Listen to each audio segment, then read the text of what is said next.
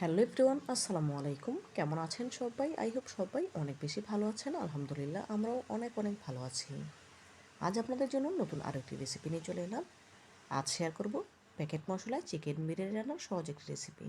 আশা করি রেসিপিটা আপনাদের অনেক বেশি ভালো লাগবে। তো বন্ধুরা, স্কিপ না করে সম্পূর্ণ ভিডিও জুড়ে সাথে থাকার অনুরোধ রইল। চলুন মূল প্রিপারেশনে যাওয়া যাক। চিকেন বিরিয়ানি রান্না করার জন্য এখানে কিছু আলু কিউব করে কেটে খুব ভালোভাবে ধুয়ে পরিষ্কার করে নিয়েছি। এখন আলু ভেজে নেওয়ার জন্য চুলায় একটি পাতিল বসিয়ে নিয়েছি। দিয়ে দিলাম পরিমাণ মতো সয়াবিন তেল, সামান্য একটু লবণ। এখন এক এক করে আলুগুলো দিয়ে দেবো ভেজে নেওয়ার জন্য।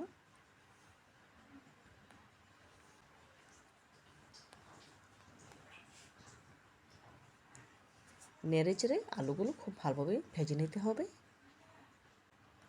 দেখুন এই পর্যায়ে আলুগুলো আমার ভাজা হয়ে গিয়েছে। এখন তুলে নেব। সবগুলো আলু তুলে নিয়েছি। এখানে নিয়েছি 1 কেজি পোলাও চাল। চালগুলো খুব ভালোভাবে ধুয়ে পানি ঝরিয়ে নিতে হবে। আর রান্নার জন্য সরাসরি চুলায় চলে আসলাম।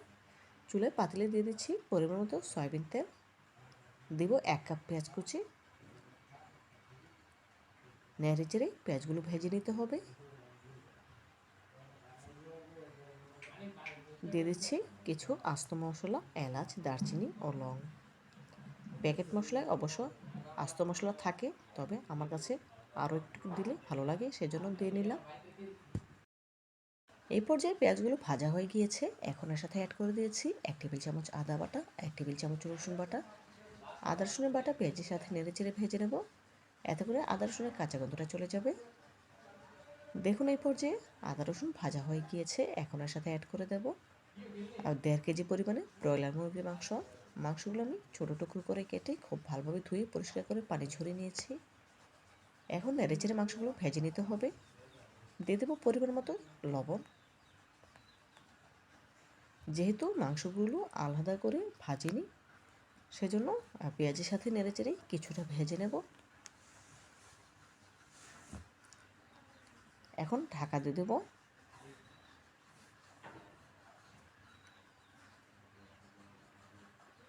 ঢাকা তুলে মাংসগুলো নেড়েচেড়ে দিচ্ছি।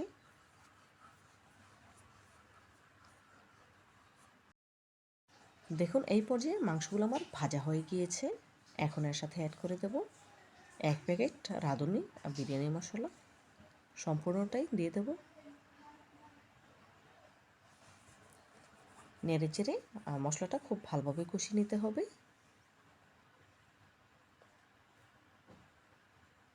মশলাটা যখন খুব ভালোভাবে কষিয়ে নেওয়া হয়েছে, তখন এর সাথে অ্যাড করে দেব আগে থেকে ধুয়ে পানি ঝরিয়ে রাখা পোলাও চাল। দেখুন পানি ঝরিয়ে চালগুলো একদম ঝরঝরে করে নিয়েছি। এখন 3 থেকে 4 মিনিট গ্যাসের ফ্লেম লো আঁচে রেখে এই চালটা ভেজে নিতে হবে। এভাবে করে পোলাও চাল ভেজে নিয়ে রান্না করলে বিরিয়ানিটা একদম ঝরঝরে হবে। দেখুন খুব ভালোভাবে নেড়েচেড়ে পোলাও চালটা ভেজে নিচ্ছি। এই পর্যায়ে ভেজে নেওয়া হয়ে গিয়েছে। এখন এর সাথে অ্যাড করে দেব 2 লিটার ফুটন্ত গরম পানি। যেহেতু 1 কেজি চাল নিয়েছি, তার জন্য 2 লিটার পানি অ্যাড করতে হবে। অবশ্যই ফুটনো পানি দেওয়ার চেষ্টা করবেন, এতে করে বিরিয়ানিটা অনেক বেশি ঝরঝরে হবে। নেড়ে চেড়ে নিচ্ছি। এই পর্যায়ের সাথে অ্যাড করে দেবো কিছু কাঁচামরিচ। দিব আগে থেকে ভেজে তুলে রাখা আলুগুলো।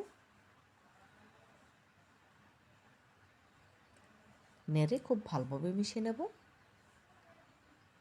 মিশিয়ে নেওয়া হয়ে গেলে এখন ঢাকা দিয়ে দেবো। ঢাকা তুলে মাঝে একবার নেড়ে চেড়ে দিতে হবে, যাতে করে সম্পূর্ণ বিরিয়ানিটা সমানে সেদ্ধ হয়।